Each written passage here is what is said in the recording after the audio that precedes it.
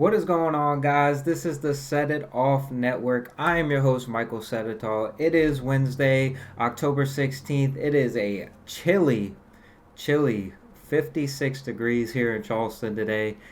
And it's kind of getting that time of year, man. You know, when it starts getting cold outside, that's when the football games start mattering just a little bit more.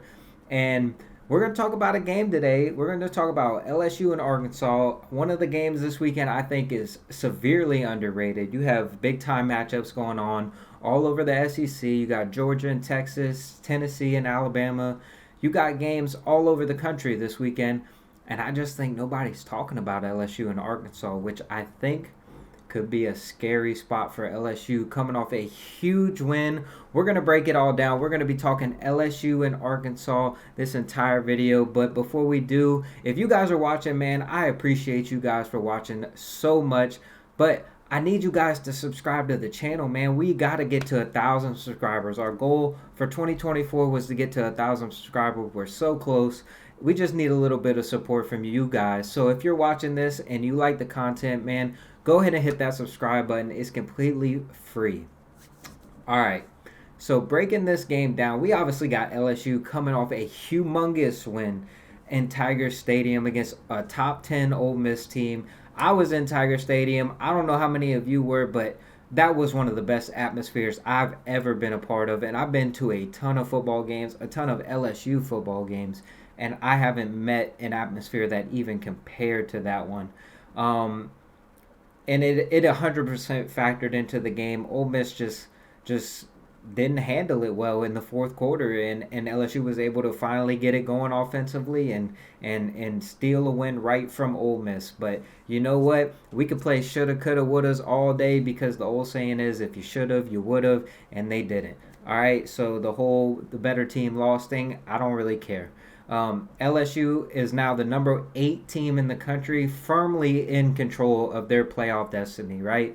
But this is where things get scary, right? This is where in past years that LSU, that Les Miles mindset comes back into the back of your mind, and you see this LSU team trending in the right direction, and then boom, a team like Arkansas comes in, right? A team that's 4-2, hungry for a win, just won a humongous game against Tennessee at home. Now you got to go on the road to Fayetteville, a night game, and you have to play a very good Arkansas team that's sitting here and thinks that they're in control of their own destiny, sitting at 4-2. You go 10-2 at Arkansas, that's like going undefeated at most places. Like, so they have everything in front of them. They still believe that they're a good football team, and they are a good football team. All you have to do is watch the games to figure out that this Arkansas team is a lot better than people perceive them as. And I think that's what LSU fans are probably more scared of than the letdown spot, is the fact that this is a very good Arkansas team.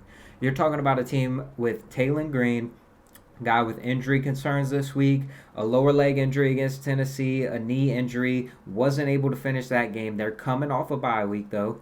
He had plenty of time to rest. He hasn't went full speed in practice according to Sam Pittman this week, but he is probable to play, and that is the difference maker for this Arkansas team, right? Does Taylon Green play or does he not play? If he plays, Arkansas is going to be a super tough matchup for LSU because Taylon Green is a very dynamic player. He's run the ball 81 times.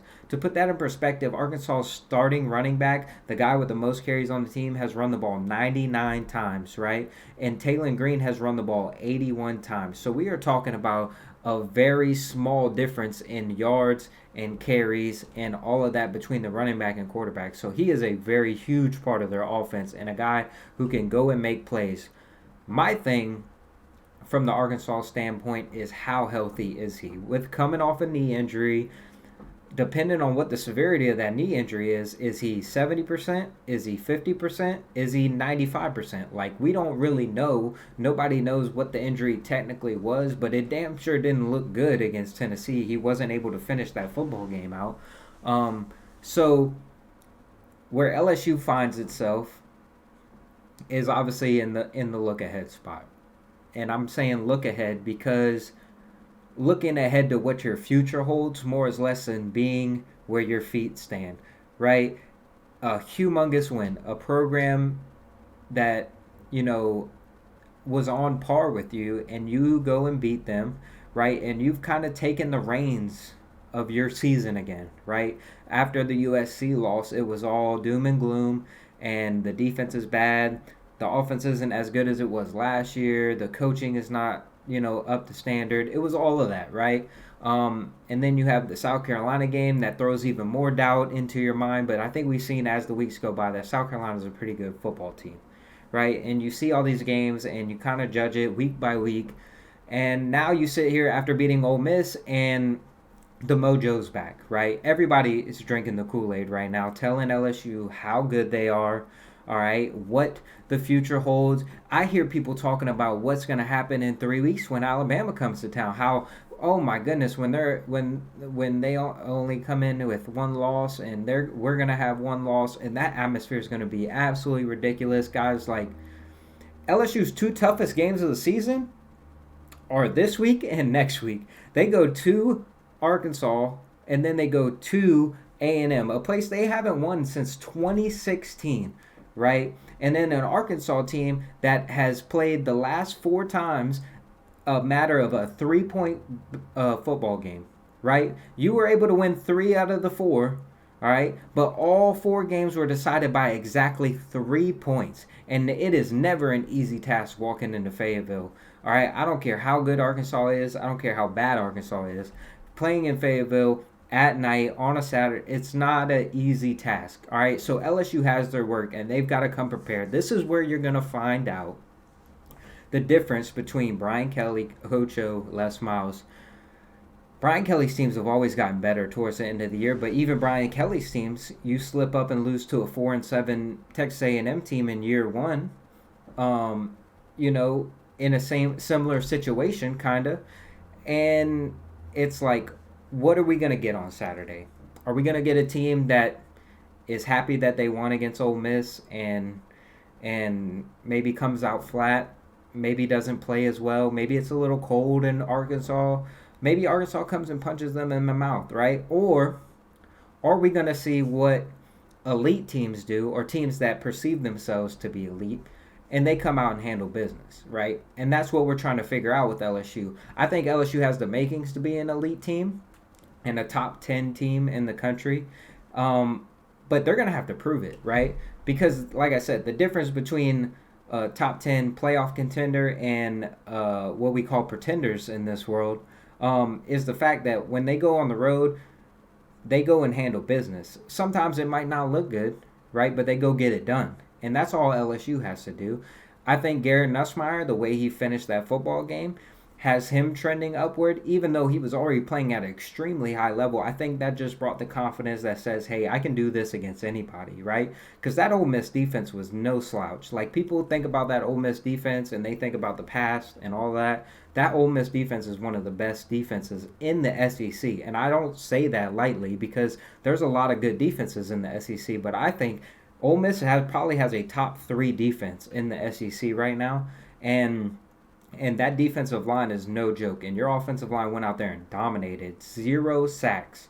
All right, which is always the key. The key to the football game is keeping your quarterback upright, because Garrett Nussmeier and those receivers can't make plays if Garrett Nussmeier is getting chased around. You go and look at the first quarter of that South Carolina football game where they were getting after him. They weren't getting sacks, but they were getting home. They were knocking him on his butt, right? And it affected the game. South Carolina got up 17-0 because the LSU offense just stalled out because they couldn't get anything going. And so what does it look like with Arkansas? Arkansas is a team that has flaws, right? Just like LSU does. But Arkansas is prone to making the mistake, right? The turnover bug really hits Arkansas. You go and look at their Oklahoma State game. Oklahoma State had no business winning that football game, but Arkansas has turned the ball over. They've missed out on opportunities in the season where, they've had chances and haven't capitalized, and that's kind of the difference between these two teams right now. Because if you're looking at Arkansas is saying, hey, we're a few plays away from being undefeated. And if you're looking at LSU, you're saying you're a few plays away from being undefeated. You're finishing that USC game, you're undefeated as well. But you're also on the flip side thinking like, if a couple plays didn't go our way, we're probably a 3-3 football team. So you gotta kind of have to take it both ways, the good and the bad, with both of these football teams. But I'm telling you, Arkansas can run the football. They have an extremely good running back, and I'm telling you guys, Taylor Green is the real deal. But I think when we go and talk about, and we're on Sunday breaking down, or Saturday night thinking about how this game ends, and I give you the storyline, right? My storyline starts and ends with LSU's defensive line because Arkansas can't block nobody. Cannot block a soul. All right, they're in the 100s in pass blocking. They give up a ton of sacks. All right, that's where the game difference lies for me, and that's where I find LSU's advantage to be at its highest. Right? It's is Taylor Green 100%? Because I'm telling you guys now, you saw it with a guy like Lenora Sellers getting beat up against South Carolina or against LSU and not being very mobile and having to change quarterbacks. And if you find yourself in that situation, if you're Arkansas again, and Taylor Green is not 100%, that pass rush is going to eat him up. If he can't make plays with his legs, LSU's pass rush is going to dominate this football game. You're going to be looking at a game with 6 to 7 sacks because he just can't get out of the pocket.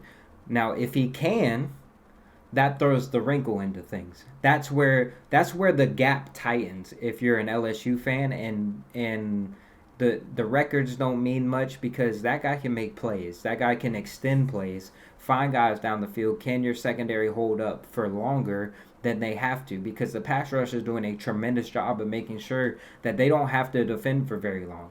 All right. So what does that play look like when it starts breaking down? Do we get guys running wide open again? Do we get scrambles for multiple yards? Do we have to spy somebody that takes away from the pass rush?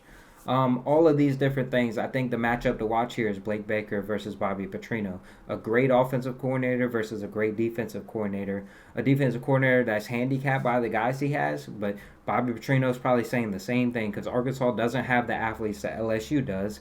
But LSU on the defensive side of the ball has been an area of concern all season, and they coming off their best game. Are they feeling good about themselves? Are they playing with a ton of confidence and playing above their standards, or are they getting a little complacent, like, hey, we're playing well right now, we can do this, like, whatever goes into it? Does that side of LSU come out? And I really think that's what this game comes to determine. I feel like this game is going to be in the mid-20s. It's going to be a dogfight. Like, I don't see Arkansas blowing them out. I could see a scenario where Garrett Nussmeier plays a great game, and LSU kind of comes out there and just feeds off the momentum and gets out to a 10 to 17 nothing start and never kind of looks back type thing. I can see that in my mind, right? But the way I feel about this game is I don't know if Taylor Green is 100%. I'm going to go out on a limb and say he's not, because he hasn't fully participated in practice since before the Tennessee game. He hasn't practiced fully since this week. He hasn't. So what does he look like later on in the week? Is he closer to 100%? Is he closer to 50%? I'm leaning towards he's right there around in the middle, which could hamper his abilities a little bit and leave room for LSU and that pass rush with Braden Swinson, Savion Jones, Whit Weeks, and guys to get after him. Because LSU's got athletes on that defensive ends and linebacker spot that can go get guys. And Blake Baker's shown that he's going to cause havoc on his defense. That's how this defense is going to live and die. They're going to give up yards, but it's what they do when they get in situations where they have to get stops. And do they force negative plays? And I think LSU does that. I think LSU wins this football game 29-21. I think that Arkansas is going to keep this thing close. I just think Garrett Nussmeier and that offense is going to be able to put up points, and I think Arkansas is going to make the mistakes that LSU is not. And I think that's the reason why LSU will win this football game on Saturday, and we're going to be talking about how good this defense is and how much they have improved throughout the year and how good can they be. And will LSU be a contender in the playoff race, or will they go into Arkansas complacent and get upset and prove all these doubters right? All right. So I appreciate you guys for watching. I hope you guys enjoyed this little breakdown that we had. Like I said earlier in the video, if you're not already, man, you gotta subscribe to the channel. It's completely free. All it does is help us out. We're trying to get to 1,000 subscribers before the end of the year, and I got a feeling we're gonna get that with ease if you guys just subscribe to the channel, man.